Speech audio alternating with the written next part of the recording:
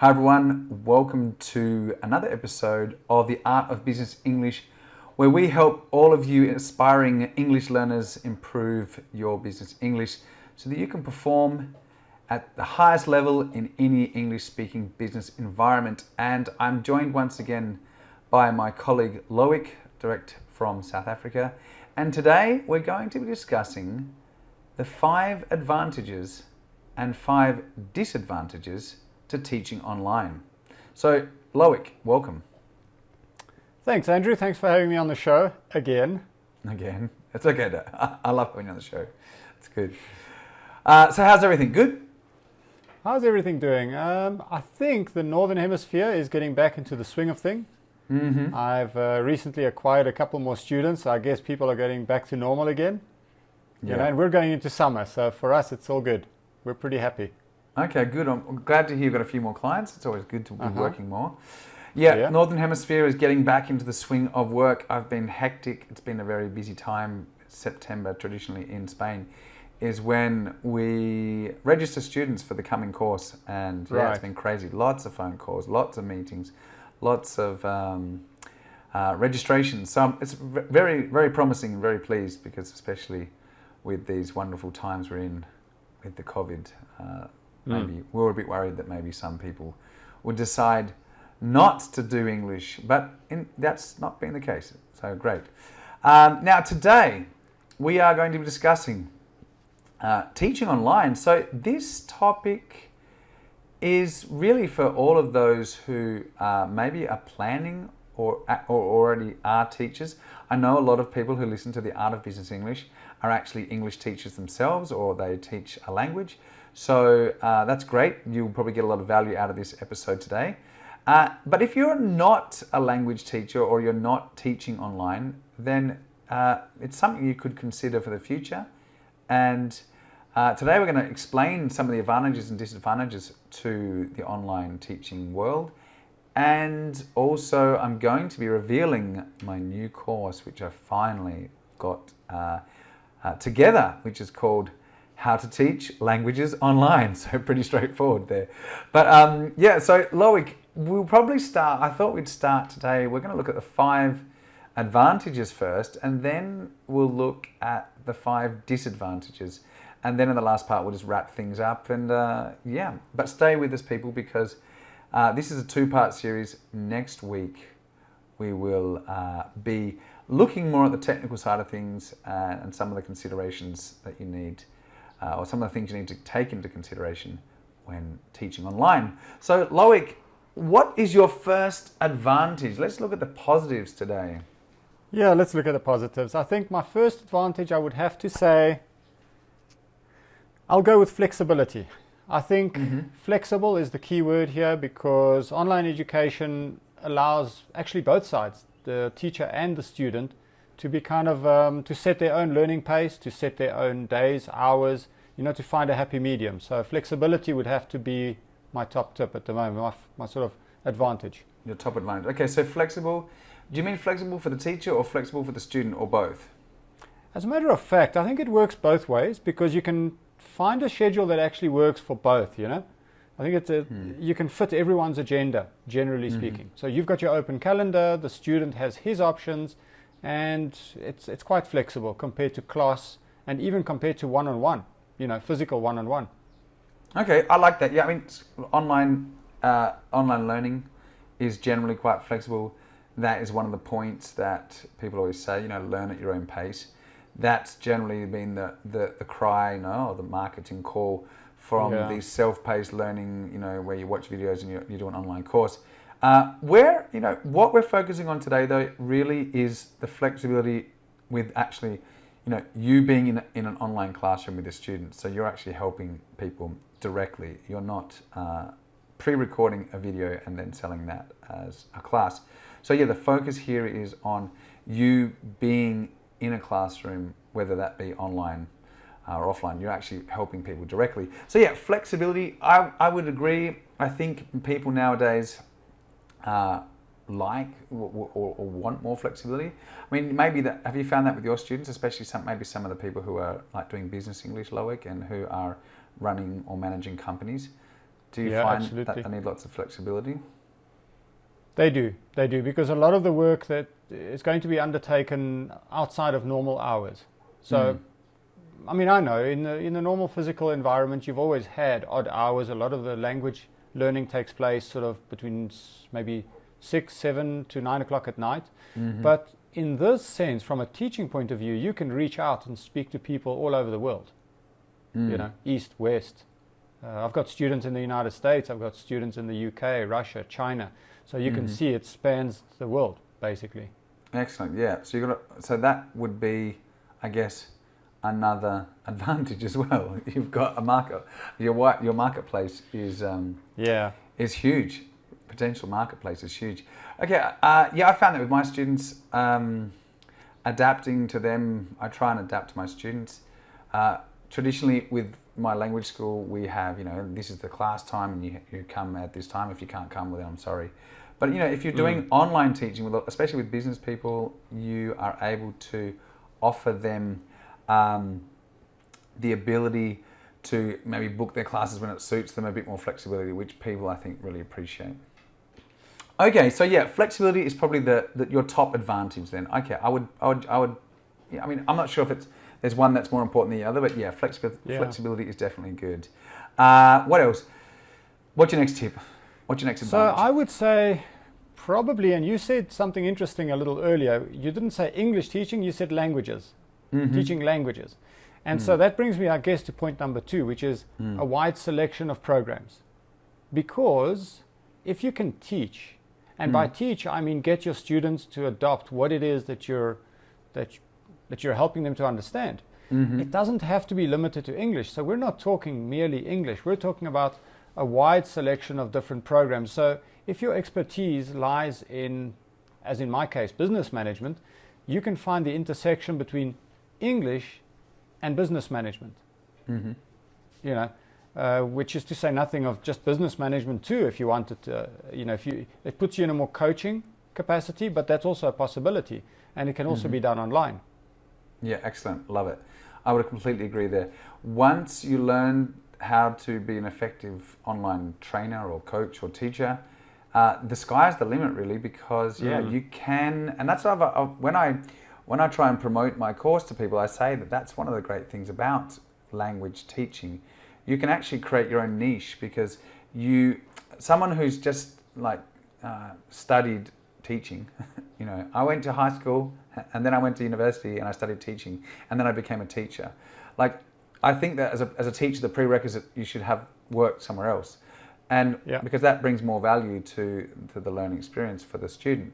But as a teacher, I mean, just because you've been an accountant in the past, or in your case, business management, that means that you can create a niche in that area. You could become a specialized legal English teacher, or a legal Chinese teacher, or a legal Russian teacher, because we're talking about any language. There's going to be a need for people all over the world to learn different languages and then specialize in those languages.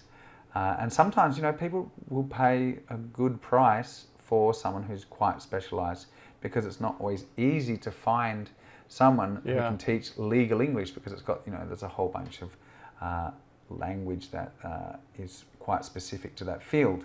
So I think that it does allow you to have many more programs. And then instead of just doing, one-to-one stuff, you could start doing small group coaching with people who maybe from a company that need, from the human resources department, that need English for a specific topic, or they need French for a specific topic if you're a French teacher. And then you can create these mini programs. So suddenly you start to see the benefits and the advantages of becoming, an online trainer, teacher, or coach. What else? Anything else about these programs? Well, in terms of the programs, and you've seen it with the universities going online. Interestingly enough, some of the independent teachers are ahead of the universities. They're moving a little slower, and it's understandable. I wouldn't say they're stuck in a paradigm, but I think it gives the smaller, more nimble teachers the ability to innovate a lot more. But having said that, you're seeing all sorts of things, from music composition to quantum physics. There's a lot that you can teach and learn online. So that's why I say, selection of programs is definitely a plus. So if you've got a specialization, you can probably exercise that. Excellent, yeah. Just referring back to the universities, I'm seeing a lot more ads for them now, and they really hit the nail on the head. They've actually, they've worked it out. Small 8-week programs, 9-week programs, Yes. quite specialised on a specific topic like leadership management post COVID-19, these programs, you have a start date and a finish date, and people really are much more inclined to purchase that type of course. The price is much more elevated. However, it's a leading online program from a leading university. Yeah. It has a start finish date, so people feel that they're not just going to buy a course and it's like, you're going to go learn at your own pace. You've actually got classes every single week with someone, and there's accountability.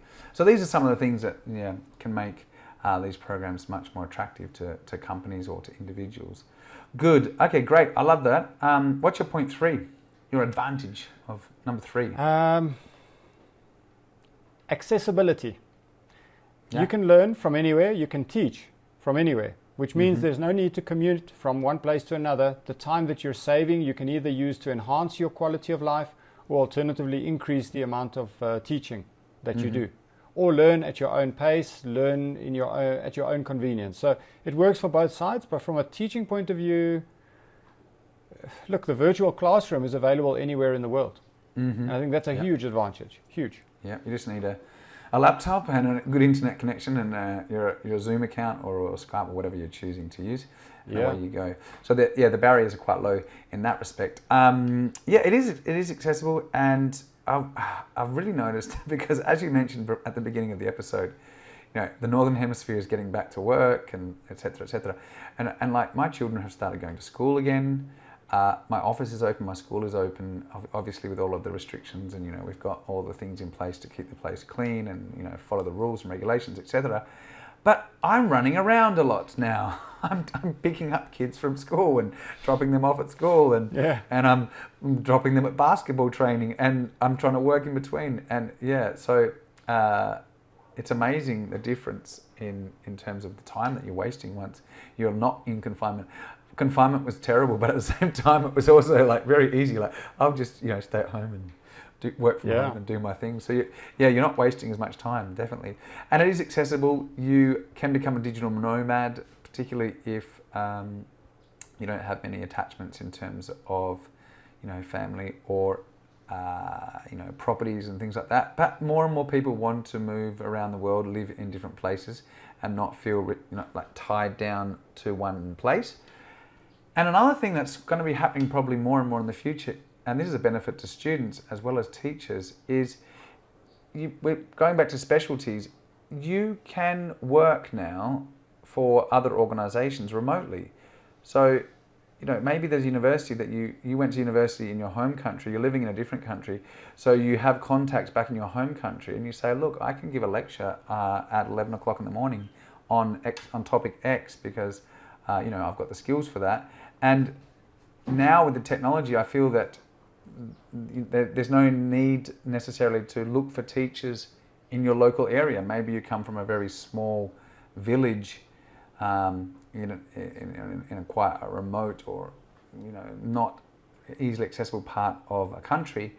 And it's really difficult to find a good teacher there because of the fact that there's not many people who are foreign who can teach that, who are native and can teach that language. So then suddenly, with this accessibility, you as a student as well as a teacher can offer your services to people who otherwise would not have access to the quality of teachers. So I like that. Number 3, accessibility. What about number 4? So, and this is an interesting one. This is also some kind of a paradigm shift. And that is that the traditional teaching model has its place. And I don't think it's going to be replaced completely anytime soon. However, having said that, it is somewhat impersonal, and we could debate the benefits and the disadvantages and so on. Elaborate on impersonal. We could. But if I was to sum it up, I would say a customized learning experience, because you're able to pay attention to that student on a one-to-one basis. So anywhere in the world, you can focus on that one student. If you were in a class, there would be limits, either limits in terms of time. So now you're customizing the experience time-wise. You can customize it around space. So they can be anywhere and you can reach out to them even on a mobile phone, you know, while they're in a subway somewhere. I mean, it's not convenient, but it is possible. And so you can have a lot more interaction as well between tutor and student, which you otherwise wouldn't really be able to do in a classroom environment. One of the downsides, of course, is that you're not limited to a particular curriculum. So it gives you, on the other hand, a lot more flexibility. The point being customization. You can customize the student's learning experience, and that adds a lot of value. Yeah, I agree there completely. Especially if you are, and I do talk about this on my course, if you're combining your online teaching with for your students with like some form of like learning management system. Like in my case, I have a really beautiful, fully decked out Moodle. And you know, people say, oh, Moodle, it's so old, but like my Moodle's epic. It's got beautiful skins on it, it's well organized, and it's quite, you know, Moodle can do a lot, but even with the simple LMS, you know, plug-in on your WordPress website, you're able to then customize learning experience even further, because you can make what people work, or you get your students to review content at home alone while they're working alone. They can watch a video that you posted or a class that you've posted. There's extra material, extra resources that you can link to it, and you can actually get them to do a lot of work before the session that you're doing, and then they can really you know, take full advantage of the time that they have with you in the live time that they have with you on a conference call. So yeah, you can really do a lot more as opposed to, you know, if you're just sending people home to do some homework from their book. And we talk about that, you know, flipping the classroom is quite fashionable, but I mean, it is important, and once you start to really see this and the scope that flipping the classroom and tying classes into your LMS, it really does expand on the possibilities that you can offer your student. Anything else about customized learning? Yeah, no, I think I'll go along with what you were saying a moment ago regarding videos, audios, ebooks online. You know, there's a lot that you can actually offer your student. It's a quite a deep experience compared to what it was years ago, which was really, really basic as compared to the classroom environment. And in the classroom environment, you would have a projector, you would throw an image up on the wall, you would play a video. Here, I mean, the student will play his own video. You've created it, you've curated the content. Exactly. And this is probably not the right platform for it, so we're not going to go into learner autonomy, but the point being that it's customized around the student. It revolves around them and it helps them to learn. Excellent. Love it. Okay. Number 5. All right, before we go into the disadvantages, the negative side of things, let's look at your last advantage. What's your last advantage of online learning? Here's something interesting, which is, and it's probably a good segue into the disadvantages, but I will say this. It's more cost effective than traditional education. Now, the way this works is something like this. It ties back to what we were saying earlier regarding teaching from anywhere. Teaching from anywhere means that you can do something called, and I'm not the one who invented this word, but geo-arbitrage. Effectively meaning that you can work from one part of the world and earn from another part. And so you're spending money in one place, you're earning money in the other place, and you're better able to trade those off. So in a physical environment, let's say you were in the United Kingdom and you were teaching foreign students the language, but you would be in the United Kingdom, and it is not cheap. So in this particular instance, you could be working out of Thailand, teaching students who are maybe in the United Kingdom, who need to learn English in order to better perform at their work. And it's an interesting situation, and it's totally understandable, but it's more cost effective for the student. Because you normally, it's more cost effective, your rates are kind of limited, so that's probably a good segue into the disadvantages, I guess. Well, I mean, that I'll add to your point there. If you want to set up a language center or a language school, you need quite a significant investment. You're going to have to at least, you know, maybe not buy, you know, a place to set up, but you'll at least have to rent it, and then you'll need to find students. You'll need to set the whole place up, make investments in all the technology for each classroom, for the teachers. You know, at some point you may need to hire like a secretary because you're not able to answer the phone and teach at the same time. So the barrier, the expense to that is great. And what you said about working in one place, earning in one place, spending the other. Yeah. And that's one of the great advantages, because you've got this, flexibility of where you can live. And I think that's one of the, if you're young and you want to travel the world, this is a great way that you can support yourself living in cheaper countries, and then you can live like a king, really, to be honest. But yeah, it's more cost effective for you as a teacher as well, because you really don't need to make a huge investment in technology to start. I mean, you can start quite simply. But if you want to spend a lot, trust me, you can. But yeah, as a barrier to that, you can do it, and you can become competitive on pricing, and you're doing your own thing as well, which is nice, because you're creating your own business or your own niche, which is always also very good. All right, let's look at the negatives. I've made a list of negatives. It's not that I'm a negative person, Loic. I'm very happy about it. But yeah, the first one. Okay, so the 5 negatives of teaching online, so that everyone gets the full picture. The gurus, they only ever sell the positives, like, just spend €1 and make $1 million. No, That's right. Unfortunately, it doesn't work like that. So first one is quite competitive. It's a huge market. Like I'm not sure how many billions the language learning market is, but it's a lot. And there are people all over the world who want to improve languages. So it's great, because we said that, there's the world is your oyster. You've got this massive marketplace, like in your case, you've got students all around the world. However, this also means that it's quite competitive. And if you are advertising your services on specific platforms like italki, which is one of the bonus lessons which you recorded for me, which I really appreciate. You're going to be competing with other people. Like, for example, where are some of the people from that you compete against on italki, Loic? Yeah, so where are they from? Remember I said that it's more cost effective than traditional education. Yeah. So that, of course, now creates the competition. And if I think of the most, and you probably get what you pay for, but I've never tried it. Yeah. Venezuela. Now, italki recently raised its minimum that you could charge. But prior to that, they were charging $4 an hour.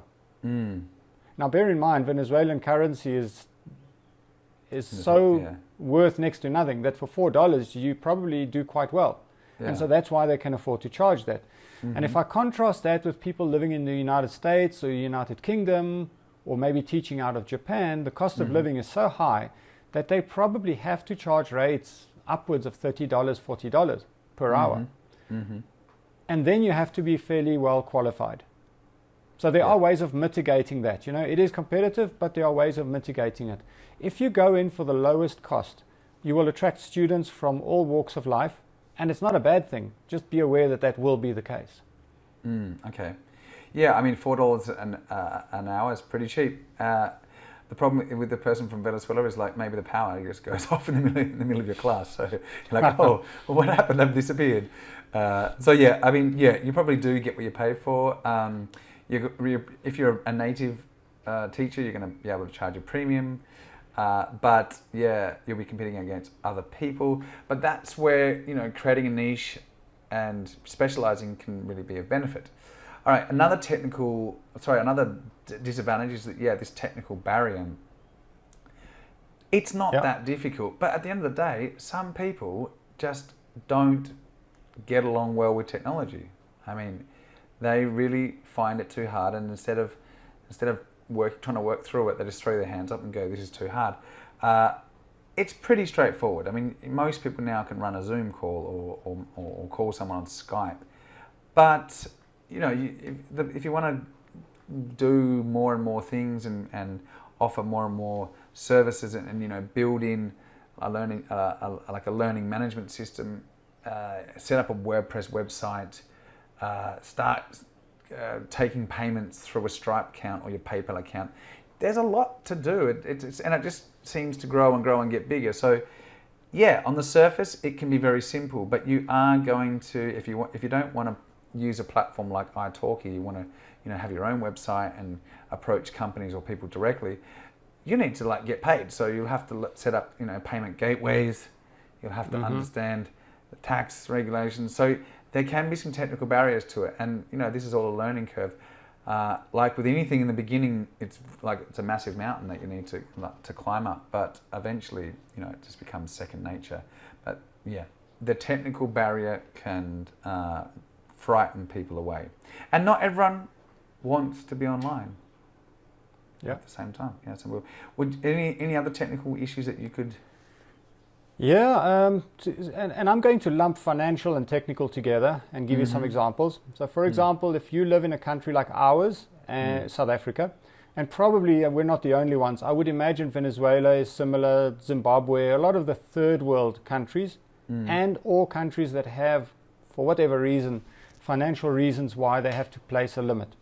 Let's say I use PayPal. PayPal is a good way of receiving your funds. It's basically a payment gateway and a payment processor kind of all rolled into one. However, if you pay me in US dollars into my PayPal account, PayPal has an agreement with a local bank, and in terms of exchange regulations, the money cannot sit there. It has to be moved into my local bank account. Imagine this situation. You receive US dollars, and at the same time you need to buy a piece of software also in US dollars. According to the theory, you receive the money in PayPal, move it to your local account, and use your local account's credit card to make a payment which you could have made out of PayPal, for example. Another example is... So you're losing money in the exchange as well. Yeah, absolutely, yeah, because fee. you're paying a premium when you receive, you're paying a premium when you're paying. When you check out. So that's financially.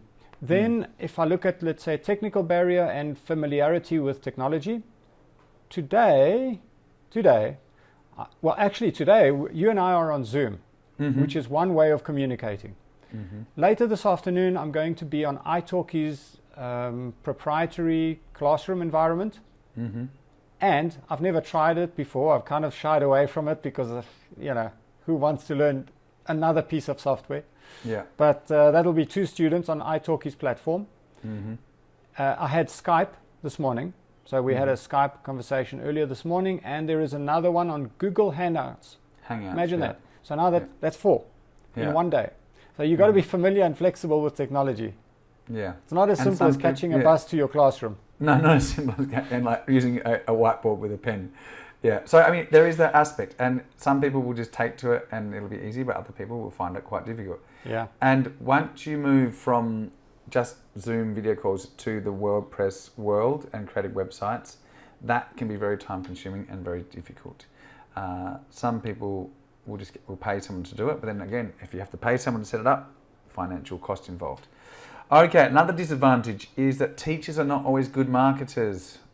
You may be great at, you know, I was an accountant, so I'm going to do accounting English, or I was a lawyer, so I'm going to do legal English.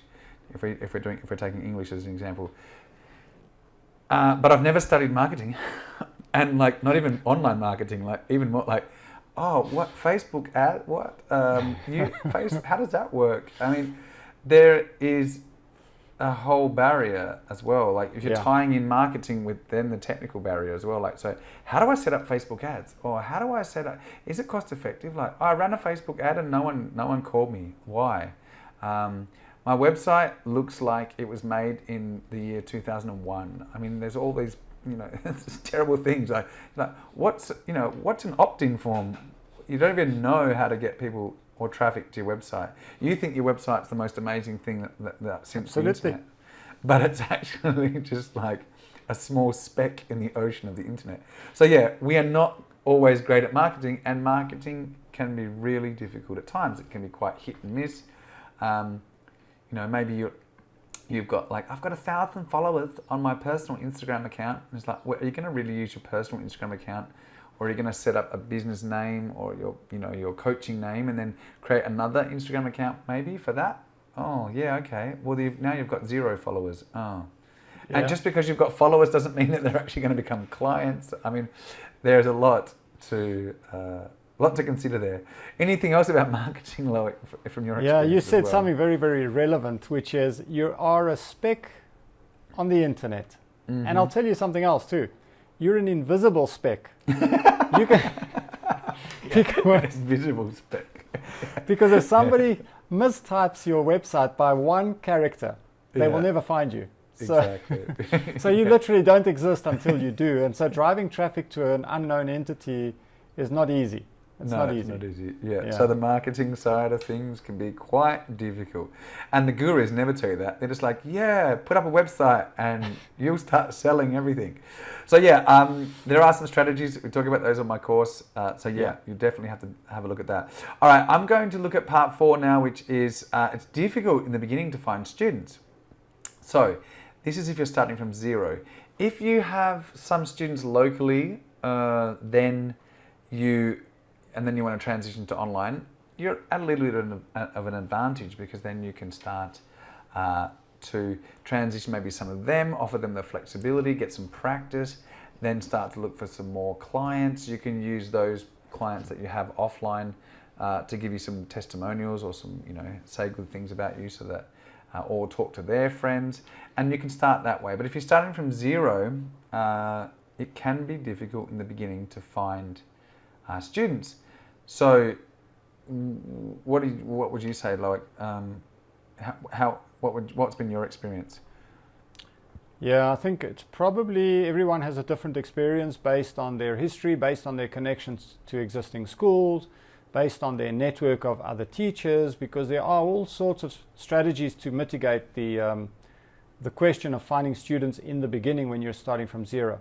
In my particular experience, what I found is that working on a platform, and I think we should just spend a minute defining what a platform is. You get platforms that are simply hosting platforms. You get platforms that are really software that you bolt onto your website, a learning management system effectively. And then you get platforms that they refer to them as marketplaces, which basically means that they bring together teachers and students, and they marry the two up together. They allow the students to browse the catalog of teachers.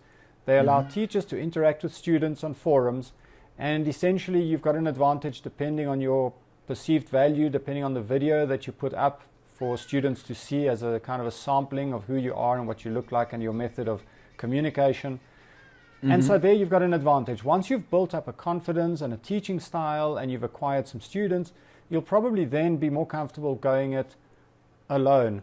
But in my experience, at the end of the day, the marketplace will still bring you the bulk of students, unless you're able to convert using your style and your marketing expertise into some way of bringing people to you outside of the platform, outside of the marketplace.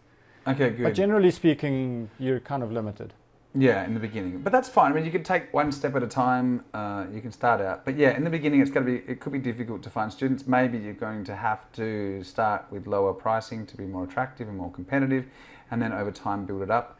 But yeah, if you can approach, you could start approaching language schools as well, if you know language schools in the area, or you could just do a search for them and say, look, I can offer these services. So there are ways around it. But yeah, in the beginning, maybe you're like, I'm going to become this amazing language teacher, and like I've got one student. Okay, great. And it's an hour a week. So yeah, I can't really survive on that. So yeah, could be a good idea as well to start this as a side project and then transition out. But that's always fun, because then you're slowly building something that is yours and you're not working for the man anymore. Okay, last one. This is my last disadvantage from our list today, and this is bringing us to the end of the episode. Teaching online, and if you've never taught before, then okay, no problem. But if you have been a teacher and you work in a classroom environment, and actually teaching online actually requires you to change your teaching style, which for some teachers, especially, and I've noticed this with the teachers, my daughter's teachers at school, like, they really struggled to make the transition to online. The classes were a disaster, to be honest. Like, don't get me started about my daughter's education during quarantine. It was not great, and that's because people were forced and thrust into an online environment with little or no training, and then they were trying to apply or trying to teach the same way, and it doesn't work. And going back to what Loic said earlier, like student-centered, student-focused, when we try and create an environment for the student, that is really the key to teaching online, whereas most traditional teachers, I'm the teacher, I stand up in the front of the class and I deliver the information to my students, and you will listen and learn from me. Whereas online, it's sort of like flipped on its head. You need to think of everything from the student's perspective. You need to understand everything from the student's perspective. You need to be sat at their end of the computer screen to see what they see. And a lot of teachers, from my experience, traditional teachers, just didn't understand that. So it was very difficult for them to give instructions to help people with technical issues. They were just completely lost. And then they were themselves overwhelmed by the technology and the fact that they had a classroom full of people, or crazy kids online who are at home thinking that quarantine is just time to have fun. So yeah, I mean, again, this will depend on who you're teaching. If you're teaching serious people who have a certain level of technical knowledge, then maybe it's going to be easier. But if you're teaching like online classes to young children or even teenagers or adolescents, this will require you to modify your learning experience, or your learning, the learning style for the student experience. And finally, just before I pass over to you, Loic, you need to make those classes engaging, because in the offline classroom, people are there. The distractions are quite limited, except for the person next to them. But when people are at home, there are lots of little things happening around. They're on their computers. They've got their phones here. So you need to make that experience dynamic enough and engaging enough that the student, therefore, stays with you. So I'll hand over to you, Loic. What's your thoughts on that? Well, I'll give you the simplest example, and it's not to say... I mean, I remember studying French with an elderly lady, and I was essentially at the table, and she would sit at the table, and we would do it in an extremely traditional style, as I was a kid at the time. Mm-hmm. And if I think back to more recent classroom experiences, when we talk about teaching style, and let's talk about things like ergonomics. You can walk around in the class, and you can stand up and go to a board, and you can write something on the board, and you can use certain gestures and postures and eye contact, which you can do. Online, you cannot. You're probably going to be sitting for hours. If you've got sort of 5 or 6 lessons a day, you'll be sitting for 8 hours of the day, sitting in front of that computer. It's not for everyone. And so when we talk about teaching style, you might find yourself very, very restricted in terms of what you can do. You might find yourself struggling to maintain eye contact with the student. You will probably overcome it in time if somebody points out that you could improve on your style. So for example, what I mean is, at the moment you're on a particular part of my screen, and if I was to look at where you are on my screen, I would lose eye contact with you. Now, unless some students are pointing that out to you, you would never know, because the natural thing to do is to study the body language of the other person, which in a physical environment you can do. Again, these are all just physical attributes, but they make a difference to your ability to communicate with the student. And as I think we've discussed before, communication is what the listener does, which effectively means if the student has not received your input and adopted it and got the language, you haven't communicated. And yet, you've been sitting in front of the computer for an hour. So, and it's very focused, it's very focused, and you've got to be able to entertain the student for 45 minutes, an hour, if not longer. Often longer. A lot of my classes are an hour and a half. And yeah, you raised a great point.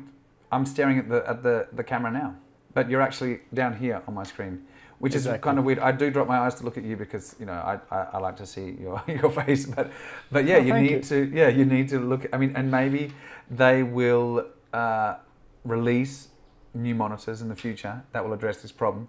There'll be like inbuilt, like the screen will be a web camera as well, so that you don't need to like look up at your webcam. You can look down at the screen. I mean, these are things that will happen over time once these problems are identified, and that will make it much more engaging. But yeah, the whole body language thing is huge, and yeah, I like your point. Sitting down, that was one of the things that I found in quarantine. It was very tiring. You're and it depends on the topic, but you're trying to motivate people. a lot of the time. You know, you're encouraging them, you want them to learn, and you're trying to make the class as engaging as possible, and that's draining on your system. So Yes. also staring at a screen, and the fact that you are sat down, it's not like getting your blood flowing. You're not like, oh. So yeah, that can be a big challenge, and it does require you to modify your teaching style. And these things and more we discuss on my course, How to Teach Languages Online. So with saying that, let's wrap things up then. There are lots of advantages, but of course, everything has its advantages and disadvantages. So there are some great aspects to online learning and online teaching, and there are also some disadvantages. But for me, what would you say, Loic? Do the benefits outweigh the negatives? I think with a future focus, the benefits still outweigh the negatives, because you can do something about those negatives. So you won't get rid of all of them. You might reduce them from 50% of the total experience down to 20%, which means 80% of the total experience becomes quite superior to the rest. And the reason I say so is because the trend would be against you as a physical teacher, generally speaking. It's not universal, but over time, as the technology improves, I think you'll find that it just becomes more convenient. And so people will expect to be able to learn online. If you cannot teach online, that may create limits for you. Yeah, I would completely agree. I would add though that people still want contact. And again, what we spoke about, the advantages, you will be able to offer a wider range of programs. For example, this year I'm launching, I mean, it's probably not the best year because of COVID, but I'll be launching an extension of like my 1 or 2 day immersion programs. So these mentoring programs will be online, but at the end of the program, it will be in Barcelona 1 day or 2 day to like to consolidate all the information. Obviously, the limitations on this type of program is that I can only find people who are in Catalonia or in Barcelona or in the Barcelona metropolitan area, but I've got lots of companies here. I mean, there's many companies in Barcelona who are interested in high quality business English mentoring programs. So once you learn to teach online, you can really mix things up. You can bring in the offline experience, the in-classroom experience. You can marry it with the online experience, and when you marry that with the a learning management system, you really have got a powerful package that you can take to the table and say, look, this is what we're offering. This is what we can do. We know that people are busy, but we can offer online at appropriate time for your team, and then 1 day of lunch and a workshop and something to make the experience feel like it's been worthwhile, and that you consolidate all the information or all of the language that you've been learning at the end of the program. So there's lots of cool things you can do. So yeah, I reckon the advantages. I definitely think that there'll still be in company, in class, in academy learning, because people will 100% online. It's tiring, and they don't always like it, and they want that in-person contact. But at the same time, you can do a lot with online, and it's another piece of the puzzle that makes the whole learning experience much more effective and much more dynamic. So that's it, my friend. Would you like anything else you want to add before we wrap things up? No, I'm comfortable. I think we covered most things today. I think we're going to have a second part to the series in any case. So there's a lot more to it. There's a lot more to it. Yeah, we'll look at some of the technical we've covered stuff. Okay, people. Well, that is it from us. We are going to leave it there, and we'll see you all next week on the Art of Business English for the second part of this series. So if you are interested in learning about how you can become an online teacher, trainer, or coach, if you are interested in learning how you can sell your skills as a language teacher to the world, or even if you're interested in just becoming an online trainer or coach, my How to Teach Languages online course will be very effective and useful for you. It will set out the whole complete process and all the steps that you need to take to go from basically not knowing anything right up to getting your first clients. And I am opening this for the next 2 weeks. I'm going to offer the course at a 50% discount, introductory offer for the next 2 weeks. So the offer will be starting on the 28th of October 2020. If you're listening to that, you've got 2 weeks to sign up and take advantage of the early bird offer. So head over to theartofbusinessenglish.com/HTTLO. So that's HTTLO. So how to teach languages online. So one more time, www.theartofbusinessenglish.com/HTTLO. You've got all the information there. The course, as always with all my courses, has a 30-day money back guarantee, so you've got nothing to worry about. If you're not interested or you think that the course isn't for you, then just let me know and we'll refund you straight away. But this course has got over 40 videos explaining every single part of the process and how you can get from zero to your first client, and you've got lifetime access. And basically there will be also a support forum and a group for a Facebook group for you to answer or ask and have all of your questions answered. So check it out at theartofbusinessenglish.com/HTTLO. Thank you once again, Loic. It's a pleasure, and everyone will have you back here next week for part 2 of the advantages, disadvantages, and how you can teach languages online. Great. So, all right, buddy. Thanks very much. All right. Thanks, everyone. See you all next week. Bye-bye. Take care. Bye for now.